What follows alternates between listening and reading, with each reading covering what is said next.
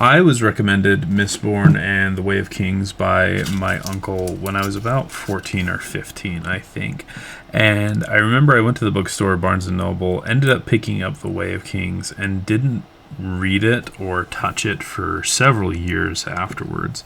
I got bored one day, I picked it up, and I actually read through the entire thing, I think in about a week. Just steamrolled through it. Absolutely loved Kaladin's arc. Didn't really like Shallan at the time, and didn't really like Dalinar either. I read mostly for Kaladin, but later on in the series, I really became attached to Dalinar, and Shallan also has her high points as well. I didn't really care for Rhythm of War or Wind and Truth.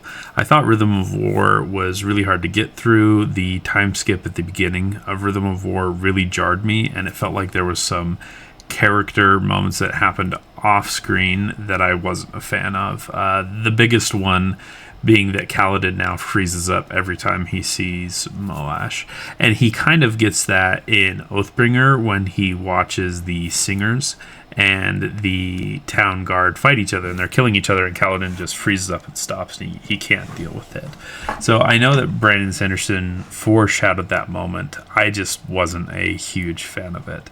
But Dalinar's struggle with alcoholism and the crimes that he committed, I thought was beautifully done. And in my own books, I've tried to do similar things as well with the characters, kind of make them people who are generally pretty terrible. Like, Dalinar is a pretty terrible person. However, you like Dalinar because he's trying to repent. He's trying to change.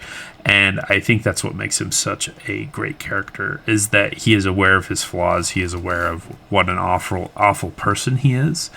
And we as the audience are... that is slowly revealed to us over the course of the book. I want to take a tangent and say this is something that The Last of Us 2 got wrong. If The Last of Us 2 had opened up with us playing Abby and we had gotten to know her before she kills Joel, it would have made the impact of Joel's death less disappointing and more heartbreaking. Because by putting Abby at the second half of the game, and you only come to sympathize with Abby later, you have put yourself in this position where it's harder to get the audience to empathize with her, because you already empathize with Joel. So if you had given us time to know Abby before she kills Joel, I think that you could have done something very similar to what Brandon Sanderson has done with Dalinar. But anyways, back to The Way of Kings in the Stormlight Archive. So after I read The Way of Kings, I was interested in the rest of Brandon Sanderson's books. And so I started Mistborn, and I just couldn't get into it at first. I don't know what it was. It just wasn't really my thing. And so I set it down. I didn't read it. And I actually served a religious mission for the Church of Jesus Christ of Latter-day Saints. I was gone for 2 years. I came back and did a cross-country road trip, I guess you could say, from Utah to Ohio and then back within the span of about 2 weeks. And I listened to the Mistborn series on the way over and absolutely fell in love with it. I fell in love with Vin, with Kelsier, Doxson, and Ham, and Breeze. Every character in there I absolutely loved. I actually did not understand why people liked Kelsier as much as they did. Even now, I like Kelsier. I don't like him as much as I like Vin. And I guess I'm a little bit different from most Mistborn fans in that regard, because it seemed like Kelsier was a fan favorite, and I have always been more partial to Vin and Ellen. I really love the growth that Vin has over the course of the Mistborn series. She starts out as the street urchin, not very confident, not very sure of herself, and over time she develops this confidence in who she is and what she can do, and the growth is really great. However, I would have to say that Elend actually is the character with the best arc in the entire series. He starts out as this wispy book nerd, well versed in philosophy, and then he is put in situations where his philosophy has to be put to the test, and he realizes that his ideals work in an ideal world, But when you are caught between a rock and a hard place, sometimes you have to make hard decisions. And it's this really interesting dynamic in the third book where he becomes this tyrant that he has always hated, but he tries to do it in a way that is not despotic. And there's something to be said about, well, can a tyrant be non-despotic? And I think that's what he struggles with the entire time.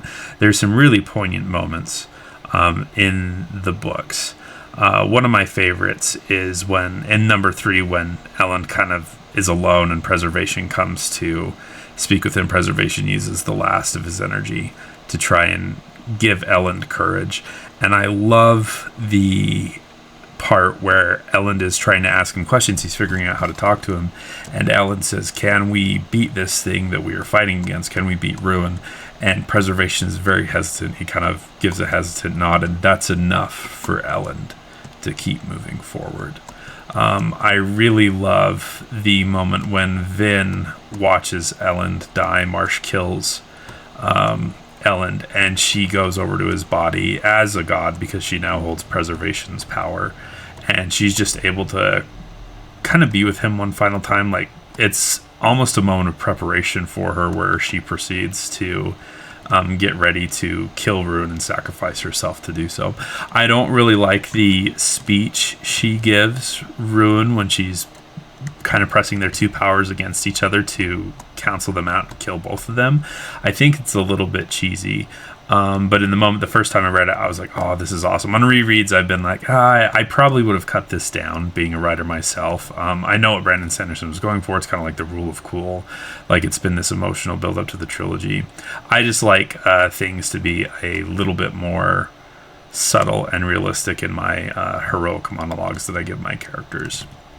I also love the moment in the third book where Marsh is able to take control for 1 second and rip the earring out of Vin's ear that is preventing her from fully grasping the powers of the mist.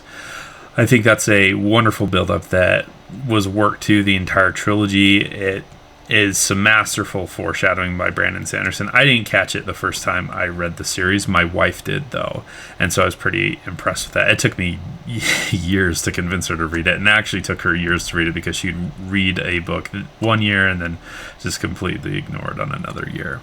There's a lot of good moments in the trilogy. The most of the moments I've mentioned, actually all of them, are from the third book.